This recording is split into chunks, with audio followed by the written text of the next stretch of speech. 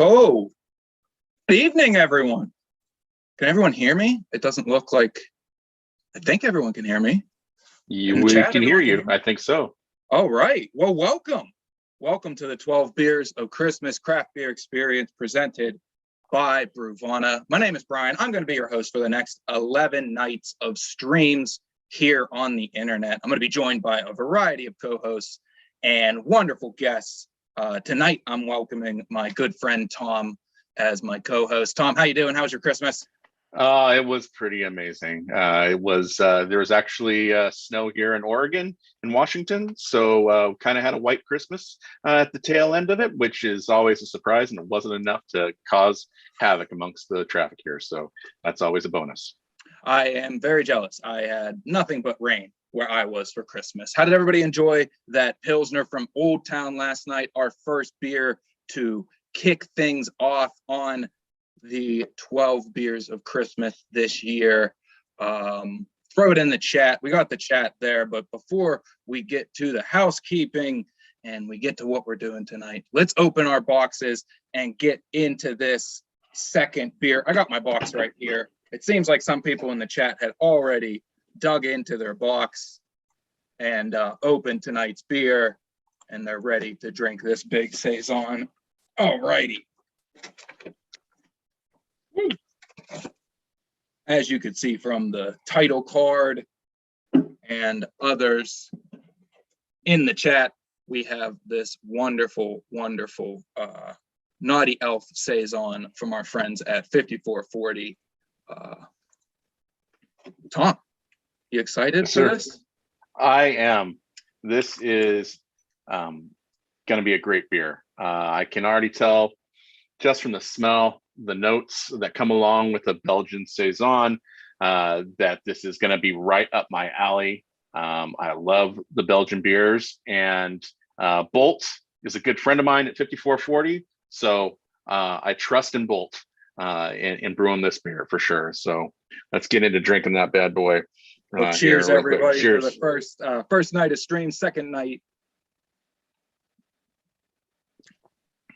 Oh, that is wonderful. Tasty. Belgian style Saison, 9.2% ABV, as some people have mentioned. As Tom mentioned, this is from 5440 out in, is it Washougal, Washington? Is that how you say that? That is correct. Washougal, for sure. Wait, that's well done from an East Coaster. Sometimes it's pretty hard to say some of those Native American names out here that we name our cities after. So Washougal is a great one. Well, I'm starting off on the right foot. I'm sure I will butcher some words throughout these next 11 nights. But let's get more into what we're doing here. We have the Q&A feature in the chat. So if you have questions for us, hit it up. We have a chat moderator in there checking on the chat and also checking in on those Qs, soliciting A's from us. Our chat moderator tonight is Ben. Ben, what's going on? Not too much. I had a wonderful Christmas yesterday. I spent it eating turkey and watching football. Could not ask for more. Wait, turkey? Turkey, indeed. Beer brine turkey, in fact. Oh, wow. Cool beans. Yeah. Wow. That's a positively polarizing meat choice for a Christmas time meal. I mean, you could have the roast ham, yeah. You have the roast beast as well, and anything is very good if you are a carnivore. It's easy to pair a lot of good beers with that, and I'm sure that that Pilsner from Old Town went well with that turkey.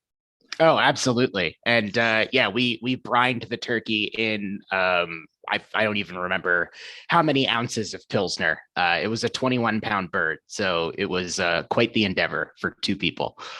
Wow, that's a lot. Throw it in the chat. What is your meat of choice on Christmas for the holidays? Do you do the ham? Do you do the roast? Do you throw a curveball in there like Ben and cook a turkey, brined turkey? So let's one of the things we want to do with this beer, since it's the first night of streams here, we want to break down this beer in what we would refer to as our 5-step formal beer appraisal. So I will start. We're going to look through the appearance of this beer, We're going to take a look at the aroma of the beer, the taste, the mouthfeel, and the finish. That's going to be our 5 steps to really assess this beer for a greater appreciation. You've already been doing it, but throw your thoughts up in the chat. We love to see it. People are remarking at how great and smooth this is for being so high in alcohol. Not a lot of sour, as some people are saying. Appearance, you can see pretty clear. Little cloudiness that happens sometimes with Belgian beers. Certain Belgian yeast won't drop out the clarity as much in those beers, but still beautiful golden color, and could definitely cue us to some of the flavors that are going to come from this saison. Tom, what do you think of the aroma? Oh, it is. I get both clove and bubblegum in this. It is exactly what I would expect in a Belgian style beer. The smell just adds to that taste.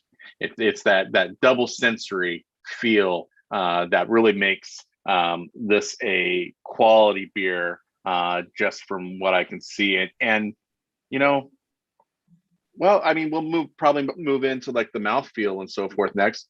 It's very bubbly as well. So yeah, that percolating with those smells and flavors. I mean, that's a 3 sensory winner right there for me. 3 sensory winner. Yeah, definitely. I think I get a lot of bubblegum in the aroma, and that carries through to the flavor of the beer. And then that carbonation, that bubbliness really just makes those flavors pop through the mouthfeel. You could feel it almost like percolating on your tongue as you let it sit. George says it smells like bubblegum and clove. That's a perfect description of this. I get a little floral too. And the descriptor, don't forget about, oh no, I can't find my handy card that came inside. We have handy cards in there for every one of our beers. And the descriptor for this beer mentioned notes of cedar. There is a little bit of wood in the background.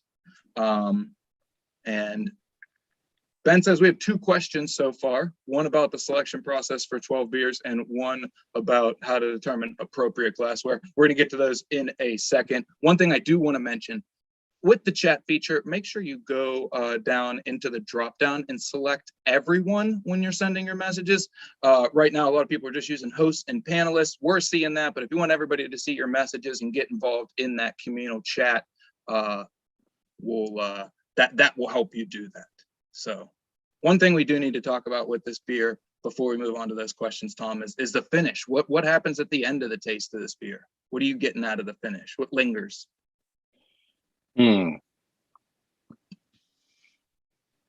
What sticks to my tongue there? I get a lot of the bubblegum still sticking there. I do get that on about the mid part of my tongue. This beer seems to go down over the gullet pretty quickly for me. So that sensation you get it gets at the beginning of the tongue rather than coating it and holding on the whole way.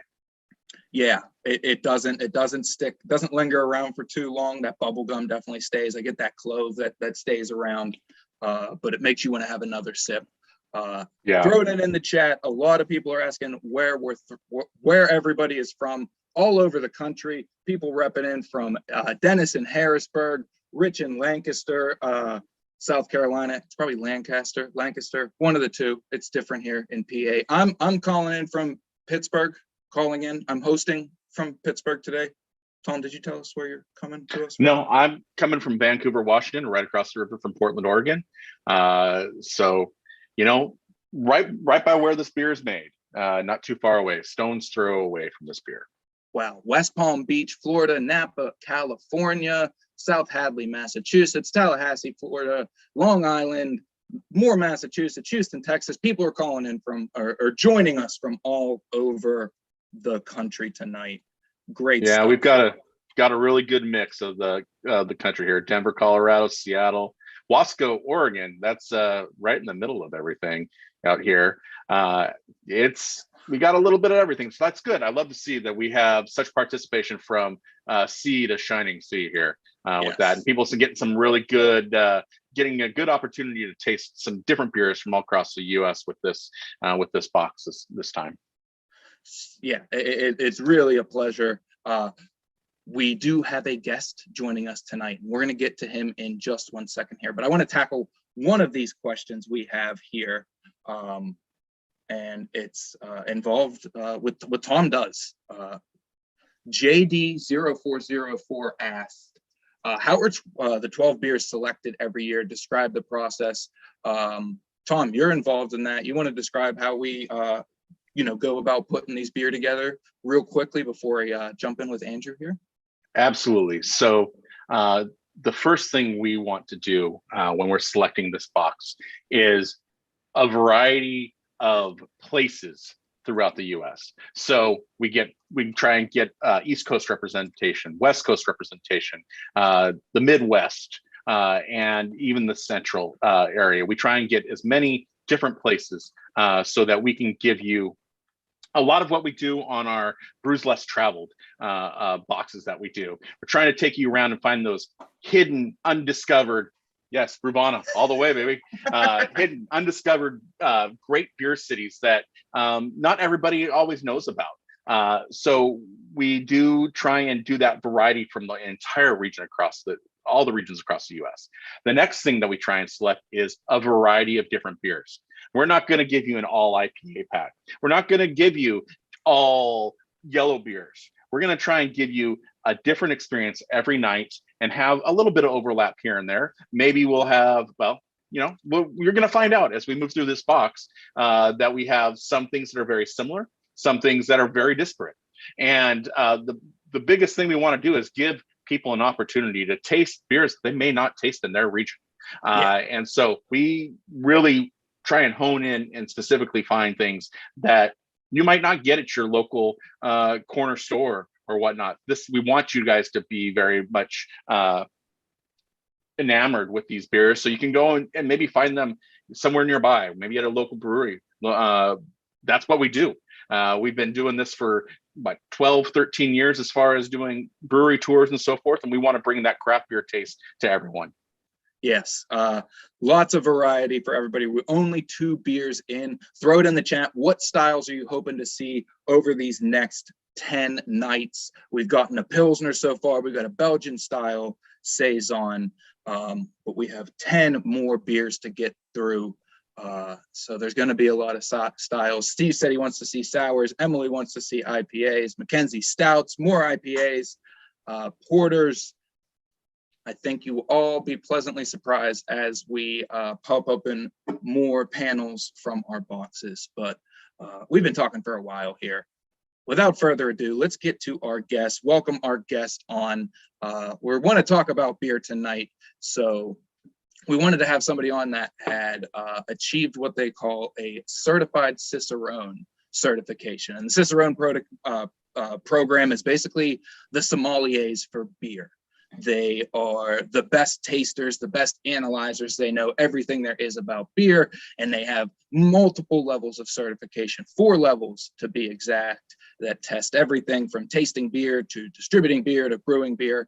And we're happy tonight to welcome our good friend, Andrew Smith, who is a certified Cicerone. Andrew, how you doing tonight? How was your Christmas? Hey guys, great. Rainy like yours. NBR, nothing but rain. Well, actually, we got a little snow, but it was like early in the morning. Hey everybody. I hope people had good Christmases. I did. How about you guys? You said it. You had a good one. You did. Yeah. You did. Yeah. It was good. It's just rainy. I asked for coffee, and I am questioning how long it's going to take me to drink all the coffee I was given. It's very nice, but wow. Very excited. Yeah. I had a coffee subscription the last year and a half. I've been doing like the beers that everybody has here, those kind of gifts that keep on giving. I love it. It's always a good way to go. So you get, different coffees from around the place, just like you guys are sending out different beers. So you can there's multiple things out there that you could be doing. Multiple subscriptions, all sorts of subscriptions these days. 12 coffees of Christmas coming next year. Nice. No problem. See, there you go. We're coming up with ideas right here. So we talked about coffee. Let's get into some beers. Andrew, we like to ask a lot of people how they got their start in craft beer. So what is kind of your origin with falling in love with craft beer? Yeah, going back to college, of course, I think like a lot of folks, and maybe even a little bit before that, my parents aren't on this call, so I can probably throw that out there. But yeah, I liked good beer in high school. Like then I went to college and we had a great craft beer store right near my campus and I got the guy was getting me into all different Belgians and stuff that you wouldn't find anywhere else. Worked in a number of restaurants. After starting with City Brew Tours, I've been working with that, this outfit, the tourism portion for 5.5 years. Is when I started 5.5 years ago, 5 years in July. And from there, I was just getting into learning all about it. And the Cicerone test was sort of like a pinnacle for me about just, going back and really like finding, trying to like learn as much as I possibly could, cram it into my head, and then be able to like tell people, hey, I'm sort of a beer expert, there's really no such thing at the end of the day, but being able to at least like, bring that across to people. I should jump in here. It's been mentioned a couple times. We've said the 12 Beers of Christmas is presented by Brewvana. We've mentioned a couple of our sister companies. Our sister company, City Brew Tours, does all-inclusive educational craft beer experiences in 15 cities across North America. And Andrew and I have both done tours, and Tom as well, and Ben. Everybody on this, I should have just said, all four of us have done tours for City Brew in the past. And Andrew, I would like to pat you on the back a little bit. This is my favorite fact to tell about you. I have fun facts about all my friends that I keep in mind. No, that's creepy and weird. No, 1 year, Andrew legitimately ran 10% of all the tours ran in our company. He ran 230 tours. There was 2,300 tours. The number goes up every time. It was like just over 200. The number goes up every time I hear it. It was just over 200. Like a fishing store. Next year, you bring me back next year, it'll be 300. It'll be great. I'm just a tour a day. Tour a day. Andrew did a tour a day. It was not if not more. Oh man, I was distracted a moment ago. I was trying to talk about this chat is wild. There's a lot going on. Some guy named Mike, two guys named Mike are just all over me here. I don't even know who they are, but I just want to shout them out because, I don't think they're going to stop until I do. There you go. It's this 9.2% Saison we all have in front of us, which I have the same one. I mean, I got the beer tonight, which is great. Yeah. It's nice. Very cool can. Very nice can. Speaking of 9.2%, there is a question in the chat about ABV and what it would take to like lower the ABV, because people apparently want to walk after they drink these beers. I, for one, like the high ABV, but both Brian, you have your brewing history. Andrew, the Cicerone, probably has done a little bit of brewing throughout his life. A little bit of brewing, well. Yeah, I think we've all done a little bit, but you two are probably more of the experts in this. What do you think about those things? Yeah, in terms of ABV, I mean, you're talking about less ingredients. Sugar gets eaten by yeast; it gets turned into alcohol. So essentially, if you have less sugar to start with from grain, right, one of the main ingredients there, you're going to end up with lower ABV. And so, what's so cool is historically, like, this is the kind of thing with Cicerone. Like, you also learn a lot about the histories of beer, and saisons would have been from Belgium. They would have been drank by farmers, like brewed in the cold months, drank all summer long. And they're out in the fields drinking this stuff. They're not drinking 9.2% beers out in the fields. They were drinking like 2% stuff, right? Hydrating beers all summer long. But now the style has evolved for more modern markets, and it's usually about 5 to 7. Very rarely do I see something up in this range. And this is so cool too, because there's so much flavor going on because of that. Mm-hmm. So it's a really interesting beer. But yeah, it's not like you can't just lower the ABV once you have it. I mean, you can't just add water, you're going to ruin beer. Yeah. And Larry specifically asked, like, what, if anything, would be lost flavor wise by reducing the alcohol content? And you could get a beer with similar flavors, but they wouldn't pop the same way. You wouldn't have that big body in the middle of the taste to really carry those flavors through to the finish. A lot of times you wouldn't get as aggressive of the yeast character, that bubblegum and clove flavor, because as those yeast are fermenting all that sugar and acting in a really stressful high alcohol environment, they're really prone to push off those bubblegum and clove and really expressive fermentation flavors. So you could get a beer with the similar flavors, but they would just almost be a little tampered down. Higher the alcohol, the higher the flavors typically, or the higher the flavors pop, I guess. That makes sense. Yeah, this beer, the yeast character of this beer is just really, it's doing so much work with eating that sugar that the output, because of this interesting, Belgian style yeast here, is so cool. I mean, the bubblegum thing comes through all across. I get a little isoamyl acetate. It's like a chemical. It's called, like, if I really huff this stuff, I'm getting some banana like smell on mine at least, and maybe on other people, in addition to the clove and the bubblegum that I've been hearing all about. But it's really, really nice, like really pleasant, like good fruity esters. And you don't get that without that yeast having all that sugar to eat, all that work to do. Yeah. Absolutely. So another thing that goes along with this, as far as like, in this, to tag on to another question in the chat there, it's the type of glassware that you use. Why would we use a different glass rather than, Andrew, I would say, is probably not using the best glass for this. Not at all. I'm in the straight up and down wrong shaker pint, right?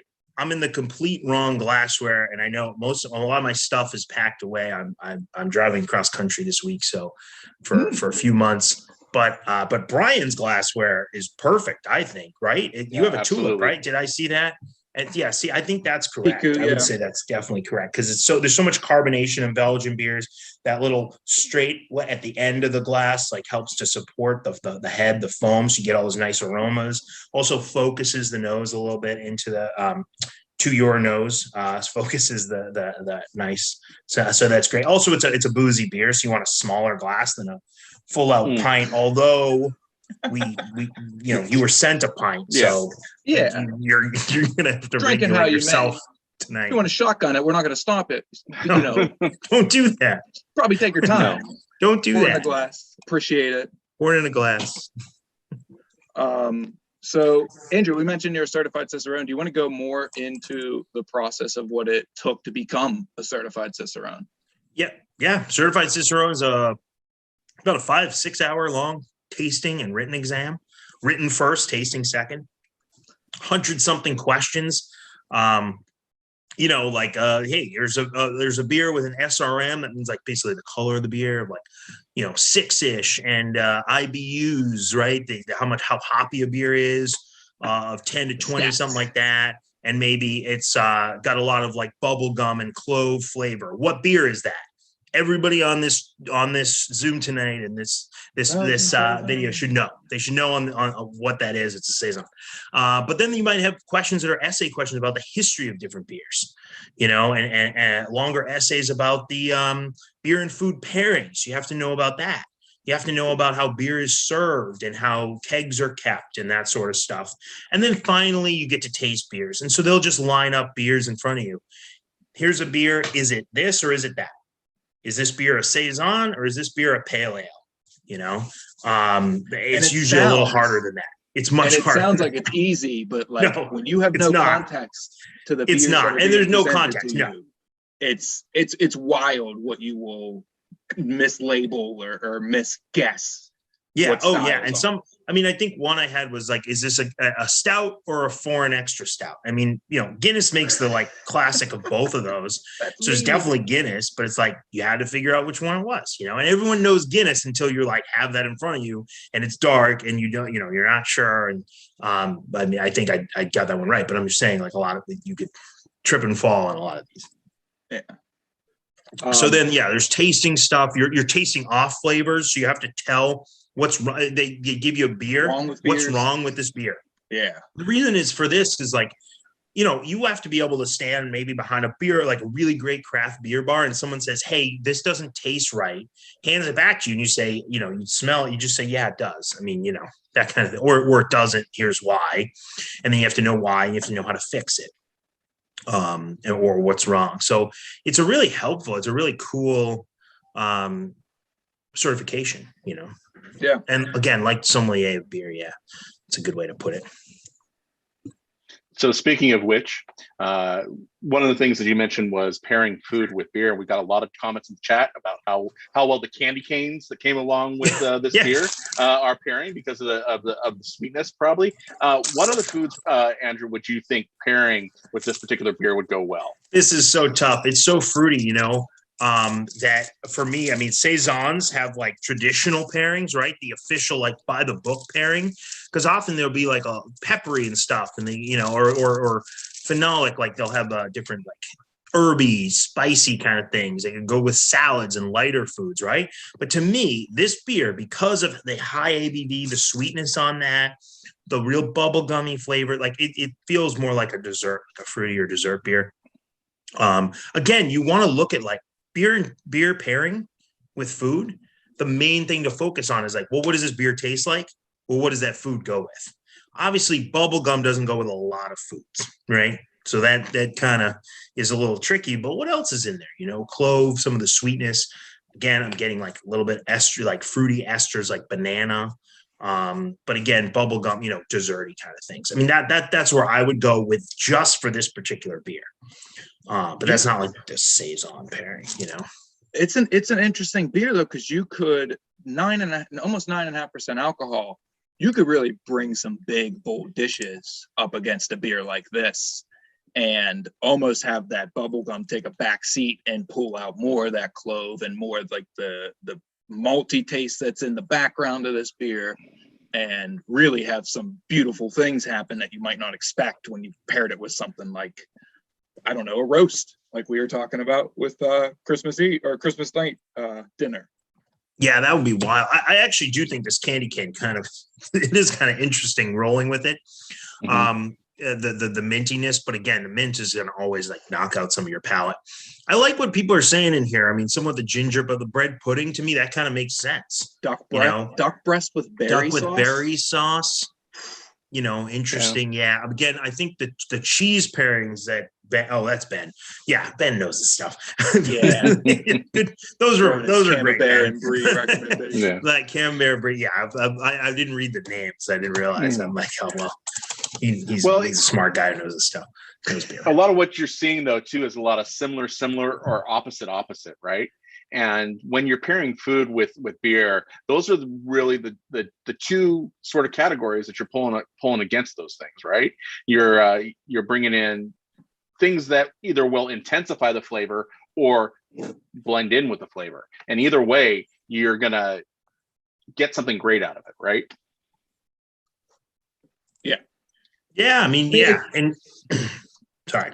So I was just gonna say it's so subjective, pairings. There's no right answers to pairings. It's whatever. That's the problem. And that's what I was saying is a lot of times there's some like, as long as you can justify it, find what flavors work together, resonate together, or, and they're not clashing, then that's exactly it, and what tastes good to you. Because at the end of the day, it's in your glass, it has to taste right to you. Yeah. People are saying spicy Asian dishes, pork tenderloin, gingerbread cookie. Yeah, I keep seeing a lot of the ginger stuff, and that makes sense to me, But again, like things like a banana cream pie makes sense to me too. Again, because that's what I'm getting on a lot of this beer, and those are the kind of estery notes that I like. Real quick, I wanted to jump in with an answer to Daniel's question in the Q&A section. Remember to use that feature, folks. People have been hitting it up with good cues already, asking what kind of yeast was used to ferment this beer. We can't be certain. There's lots of different types of yeast strains out there, but undoubtedly it is some type of Belgian yeast strain. And a lot of times you'll hear Belgian Saison, French Saison. Andrew, you want to talk about real quickly the difference between Belgian Saison and French Saison, what you could expect from those different beers? Yeah, I mean, French Saison, well, so they're both from like this region that was sort of like Belgium and France, and they've sort of split. Yeah. They get a little drier in France, and often there's also like a Bière de Garde, which is a similar style that like there, yeah. They tend to make in France a little bit more, and they'll call it that because at the end of the day, the brewer can kind of call it whatever they want, right? They can call it whatever they want. You'll notice on this one that you have, it's called a Belgian style Saison. Right, it's not a Belgian Saison. Why? Because it's not made in Belgium. So they're not going to claim it was. They're going to give it that. They're going to pay deference to that country and not claim to be something they're not. But that Belgian style, it's going to have this fruitiness, right? It's going to have these ester notes. It's going to be that high kind of like 9%. It's got a lot of sweetness to it. French stuff's going to be a little drier. It's like champagne. Yeah. Right. Yeah, This is just sparkling saison. That's not correct. It's not a thing. I don't know what that. I don't know where I was going with that one. Well, Mike Croco, he's been raising his hand asking for us to acknowledge us, and he just said he had to leave. So we were just gonna bring him. I already shouted out Mike earlier. I shouted out Mike right when I came on because he was really going giving it hard on the chat. You know, I don't know. I'm trying to see who else. Yeah, who else is out there? They're chattering. Hopefully, maybe my brother-in-law TJ's out there. I gave him a beer box as a Christmas present, so it was great. Can't go wrong, folks. Some of you probably received this as a Christmas present. Some of you probably gave it and then got one for yourself, like I did. Great question. Yeah, who in the chat? Who got these as gifts? Who got these as a gift? No. Who just wandered into here because they somehow found this link? Tell us. We won't kick you out. No, don't do it. I see Brian's asking if we ever mix in anything international. Usually no. Our mission here is basically craft beer in America. There are hurdles to getting beer from other countries to us to ship those out. So we tend to stick with breweries that we find within the contiguous 48 down below.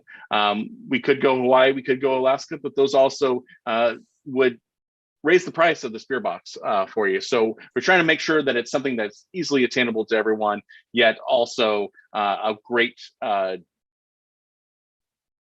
what's the word? I've been drinking too much of the spear already. Representation of the US with that. So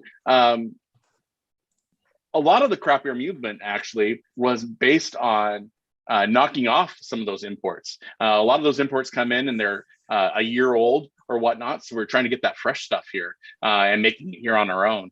And that's what a lot of what we try to do with craft beer is to take over that import market. Except we've done a really good job at knocking off some of the big boys as well. We've taken a lot more market share than we thought we were going to be. So here's to our craft brewers in finding their niche and going beyond it. So cheers to them. Cheers. Alex in the Q&A asked, is this can label from the brewery or one that Bruvana made? We certainly did not make this. We have really cool graphic design people and great social media people that took the photos that you'll see throughout these weeks. But no, this is wonderful art from 5440. If you ever see any of their other cans, they have there's a style to them. You know a 5440 can when you see them. Our other sister company that we have yet to plug yet, Unboxed Experiences, uses a lot of beer from 5440 for our awesome beer and cheese boxes. So check out those. The Kolsch makes it into a lot of boxes, has a very similar looking can, and definitely is one of my favorite beers. There's a whole process to getting beer labels made, and it involves the government. So you have to get them through the TTB, which federally approved, not up our alley. So we leave the brewers up to that, and they want to represent their beers in the best way possible as well. So they usually take over the whole labeling of all cans for us. So Andrew, you're here tonight as a beer lover, but you mentioned something that you're taking a cross-country trip, and I think this might have something to do with the next question that I have for you. You are an actor. You are pursuing a master's in screenwriting. Yeah, back in school. Yeah, back in school. So I did some digging. I found your website, your resume, and I'm not going to show your headshot or anything, but I saw that you were in a Dunkin' Donuts commercial with Spider Donuts. I did a Spider Donuts commercial a few years back. This is true. That might be an old resume. How many takes did you have to do of eating the donut? And do you now hate Spider Donuts? It was a lot, and I bought one this year, and I didn't finish it. Just for nostalgic purposes, but it was a lot. I had to eat a lot of I had to keep eating the donuts. That's exactly how that works. I had to eat the donut all day, for an entire afternoon. I had to eat the donuts. Do they use spiders in these donuts, or is this a Spider-Man time? Oh, it's so I'm from Boston, land of the Dunkin'. So I don't know what they have out there, but it's for Halloween. It's a donut. but in the middle of the donut is a brown a donut hole, like a munchkin. Yeah, and then it has little legs coming out of that. And so it looks like a spider. It's got eyes on it. Yeah. They paint the eyes on it. Everything's edible. I did do that. I would hope not made of spiders. Not made of spiders. No, the donut's not made of spiders. Very low protein, sadly. The spiders would have almost no spiders. No, almost no spiders. Almost no spiders. There's an acceptable amount of spider parts in anything that we eat in the U.S. Somewhere, definitely. I didn't know that was true. I have to ask the TTB on what the limit of spider parts in beer is. I bet it's quite low. I hope. Well, I've just ruined the other 10 nights of beer. Speaking of things, Matt Jensen says it's from 5440 or Fight about Canada. This is correct. That's where the name of the brewery came from. 5440 is the latitude that the U.S. Basically drew the line at, and that's where we stuck. And that's also why I believe that we have a peaceful agreement with our Canadian brethren to the north, because they chose not to fight with that. So that's the fun fact that's on the back of your cards inside of your slot with your beer tonight. Every one of your cards will have a beer description and a fun fact on the back. Fun fact. Yes, is that what I have? Oh, that's something else. I didn't see that yet. Wow. We have a lot of questions in here. I'm going to rapidly answer some of these questions. You want to do a rapid Stephen fire? even corrected me there. That's correct. The 49 parallel. Yes, I'm not an expert in this, apparently. Thank you so much. Yeah, absolutely. Thank you for checking me and keeping me properly. It's the beer. It's the 9% beer that I'm drinking. Andrew, speed round. Speed round. I had some questions in here. Mike was asking what steps I took to reach the Cicerone level. It's a lot of studying, hours and hours and hours and hours of studying, learning about beer, going to breweries, checking them out, drinking beer, tasting everything you possibly can. It's hard work. Matt Jensen said, what do you think is the best city for craft brewery tours? It's obviously Boston, because that's where I live. Moving on. How many of you hosts are home? No. It's a rapid question. You can't get in. It's not possible. Daniel asked how many of us are home brewers. We all home brewed. We all brewed beer at home in our house. Brian probably does it the most. He's also probably the best at it. I have out of the four of us. I do not. But of this crew. But of this group. Although Ben might be close behind. He is. I drank one of Ben's beers just about a month ago, and it was his first beer that he brewed, and it was actually very crisp. It was a pale ale that Brubana sells, and he did a really good job with it. So I'm pretty impressed at how easily he jumped right in, but not surprisingly, because Ben is very knowledgeable in beer as a whole. So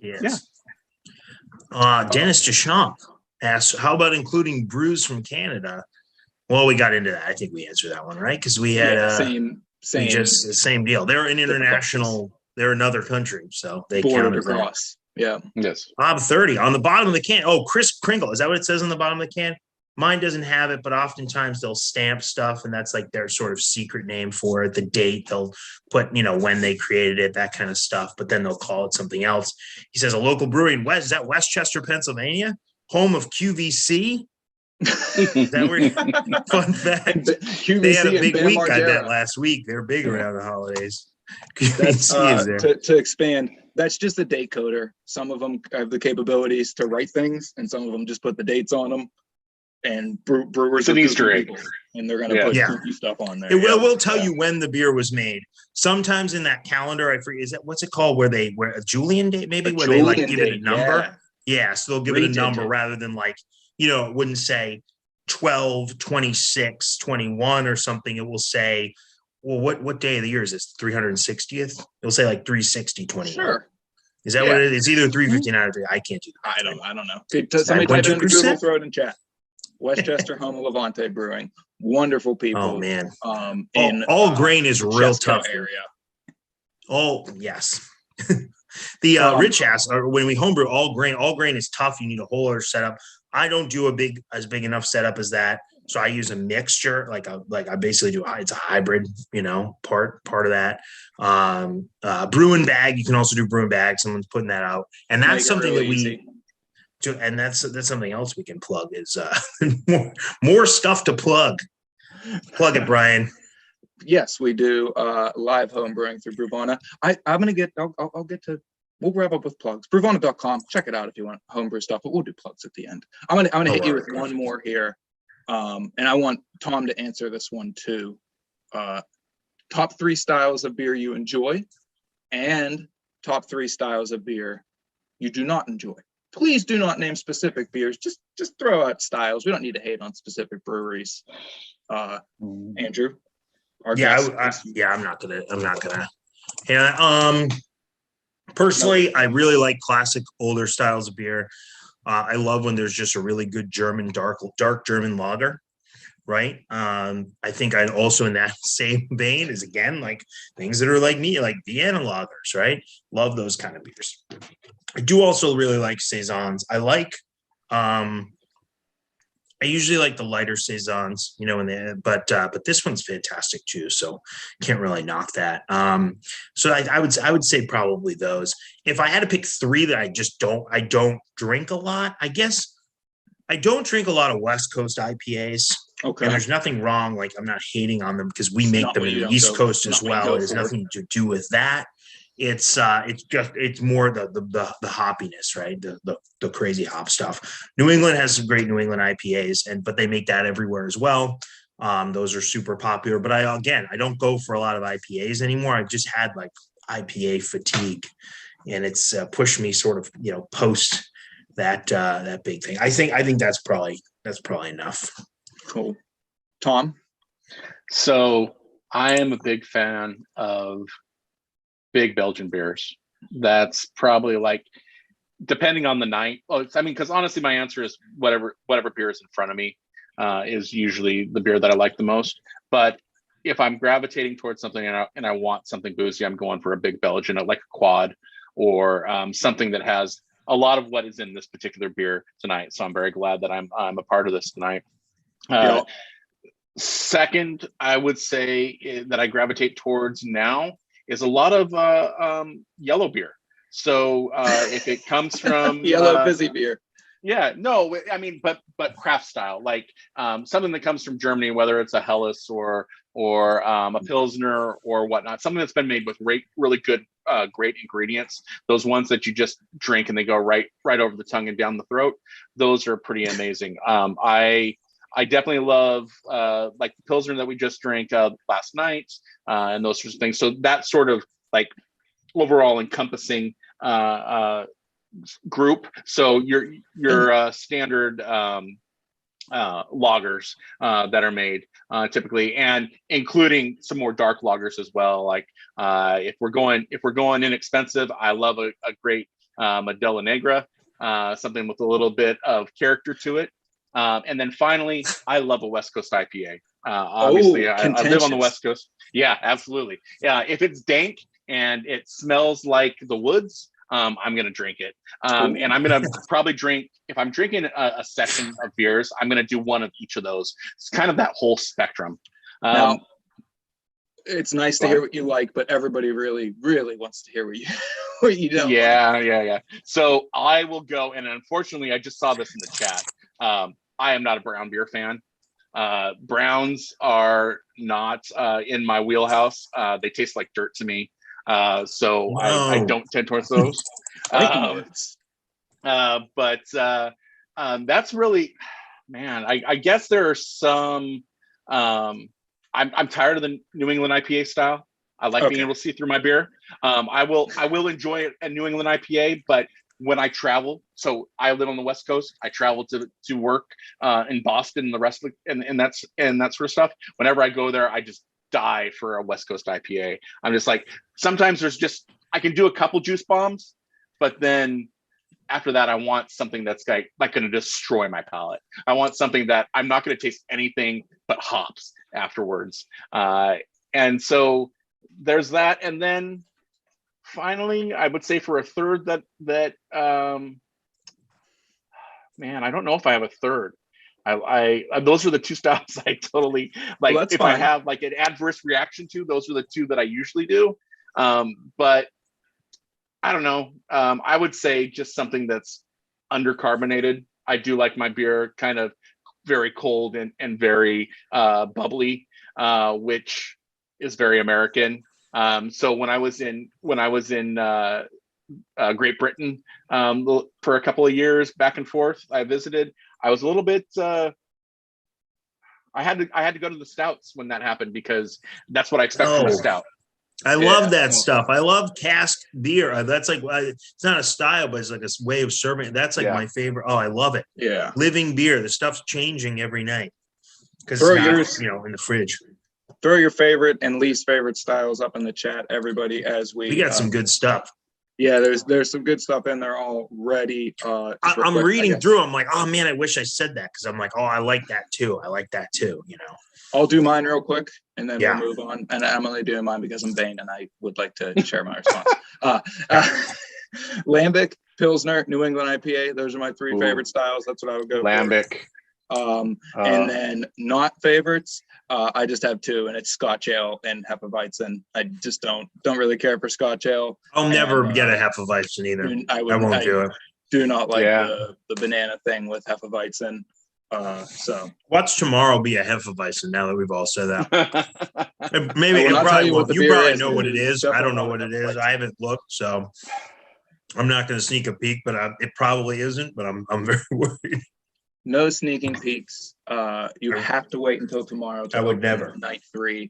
As we begin to wrap up, Andrew, it's been a pleasure here. Do you have anything you want to plug? Would you like to plug your website so everybody else can watch the Dunkin' Donut? No. Please. My name's Andrew Justin Smith. That's my acting and screenwriting name. My official legal name. That's about it. You can Google me. Cool.